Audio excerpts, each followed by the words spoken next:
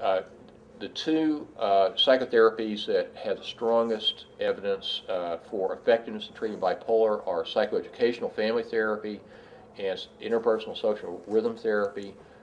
Just want to mention this very briefly. The family-focused psychoeducational therapy, this study, they looked at 7 sessions where they had, this is a person who had been in the hospital with either mania or depression, and now was either discharged or close to discharge, and they began this family therapy. And it's largely psychoeducational because they want to teach the family about bipolar and really get across, clearly this is a biological, this is a neurological disorder.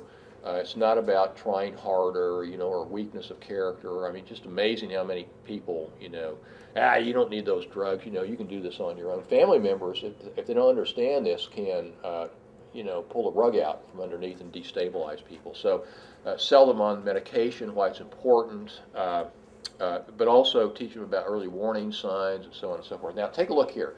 In this study, 101 people, they followed up for 2 years. If you look at, this was treatment as usual, okay? No, excuse me, the other way around, treatment as usual. I am not awake yet. There's a difference between these two. Okay, anyway, I swear I am so tired this morning. Okay, there's a difference, and it's a huge difference. And if they get family therapy, significantly less hospitalizations during the next 2 years.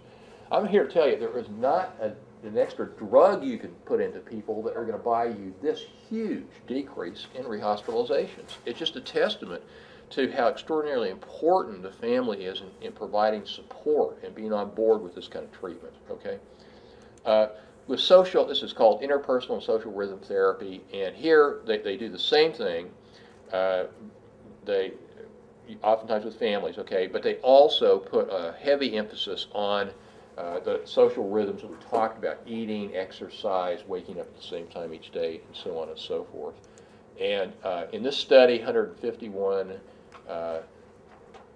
patients in this group, and they looked at the time to stabilization. Now, these are people who had a manic episode, and stabilization means getting back to a place where you are functional enough that you can really go back and go to school, go to work, and function okay. Obviously, people don't spend 40 weeks in a hospital. A lot of people with manic episodes will spend 2 or 3 weeks in a hospital and get out, and they still have manic symptoms, but it takes a while. But look here, treatment as usual took 40 weeks. Both these groups were on medications, but if you also had the psychotherapy as a part of this look, it almost cut it in half. And this is one reason that Kaiser, for instance, at least in Northern California, really mandates that people who've had hospitalization for bipolar disorder have to get into one of these treatment programs. And this is about doing the right thing, but guess what else it's about with Kaiser? It's about saving money. You know how much hospitalizations cost? It's hugely expensive, and so you can really cut hospitalization rates down. During the break, I got an email. I'm on this editorial board, and there's this one guy who's in Australia, and he sent an email, and he was talking about that in Australia, they have some version of socialized medicine there that they provide for people who have bipolar illness. They provide 50 sessions of psychotherapy per year, and the sessions are 75-minute sessions. And he was commenting on how this is so different than what he's hearing about here in America, and the huge impact on reducing hospitalizations for bipolar illness. Jeez. Anyway. Okay, so we're going to take a look here at STEP BD. This is what it stands for, Systematic Treatment Enhancement Program. Actually, this is not accurate. This is an old slide. Currently, it's done. Okay, so 5,000 patients. I need to change that slide. What's absolutely clear with bipolar is you have to do systematic trials. Now, if you're going to work with a family that has a kid who has bipolar or with an adult patient, you have to, in talking with them and their significant other, is to say, look, here's the deal. Under the best of circumstances, it's going to probably take at least 6 months of trying different medicine and medication combinations in order to find the right mix of drugs that achieve 2 things, tolerability and effectiveness. And so 6 months to a year seems like an awfully long time. Now, that doesn't mean you have to wait 6 months or a year to get better. a lot of treatments will begin within weeks to have some impact, and people are going to be less manic or less depressed. But I'm telling you this ahead of time, because here's what happens, and I really see this with parents who have bipolar kids. I've heard this time and time and time again. For God's sakes, my daughter, she had a manic episode. She's in the hospital for 3 weeks. She's out. But since then, it's been 4, 5, 6 months. She's been on 5 different drugs, you know, and they change this one, and they add on another one, and they do this, and they do that, and I don't think they know what the hell they're doing. Now, sometimes that's the truth. The person doesn't know what they're doing. Sometimes prescribing is haphazard, it's non-systematic, it's desperation prescribing. It's like, well, here, take this or take that. But the point is that with bipolar disorder, it's a combination of medications that it really is essential. In the STEP BD program, they found that 89% of people that are well treated and controlled with bipolar are taking, on average, 4 different medications at a time. Okay?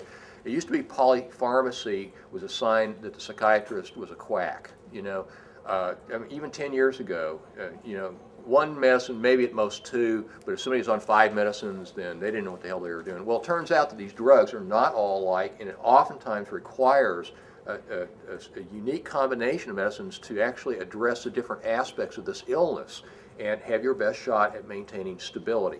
So patients, their spouses, parents need to know that it's going to seem like a long process, but there's no way to tell at the very beginning which drugs are going to work, and if this is done in a very thoughtful and systematic way, it could take months, even up to a year, to really find the right combination. So you shouldn't, you know, misinterpret what that really means or get overly discouraged.